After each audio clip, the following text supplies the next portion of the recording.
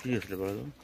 ওই জায়গা হলো ওরা গোবর ফেলায়, তা ওনার নাইবিলির মেয়ে নাইলি ওই জায়গা গোবর ফেলাইছে। তা মা যা বলছে যে তুমি এই জায়গাত গোবর ফেলাইও না, মানে গন্ধরে আমাদের ঘরে যায়। তারপরে এগুলো পর পরে ওর ভাই মুমতাজ ঘাসের ভার আর বাইঙ্কা আর পাসুন সহ নিয়ে আসলো, আর আমরা জায়গায় দাঁড়িয়ে আছি।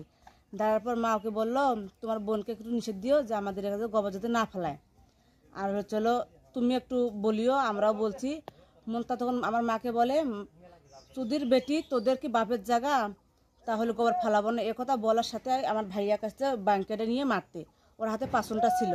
এখন মারতে মারতে আমার ভাইয়াকে এখানে নিয়ে আসছে, আমার ভাইয়াকে মারছে। মারার পর মা গেছে, আর নাইলি আমার মাকে আর আমাকে ধরছে, ধরার পর মারছে। মারার পর আমরা সবাই বাসায় আসলাম যে হলো ঝগড়া কাজের শেষ। তোমার শাশুড়ি কে মারছে? আমার মাকে মারছে হলো যে মানে মুমতাজ আগে মারছে, মা ভাইয়াকে মারছে। মারার পরে আমার মাকে ধরছে, ধরার পর সবাই এসে ভাঙ্গে দেওয়ার পরে ওরা চলে গেছে, আমরা চলে আসছি সবাই।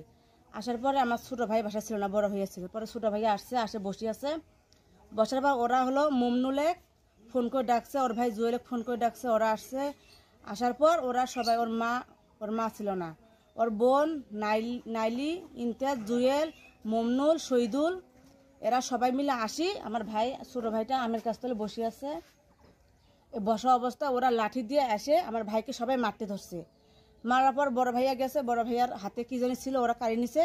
বড় ভাইয়া সরে গেছে, আর ছোটো ভাইয়া করা নিচে ফেলে লাঠি দিয়ে মারতে মারতে অবস্থা শেষ করছে। মা গেতে গেছে, আর তখন মুমতাজ লাঠি দিয়ে আমার মাকে মাথায় বাড়ি দেওয়ার কারণে আমার মা পড়তে ধরছে। আর এই যে মমিনুল আমার মাকে পিছন থেকে এখানে মারছে সোরা দিয়ে। হ্যাঁ হ্যাঁ, সোরা দিয়ে ওর তো হাত এখান থেকে এখান কাটি দিছে।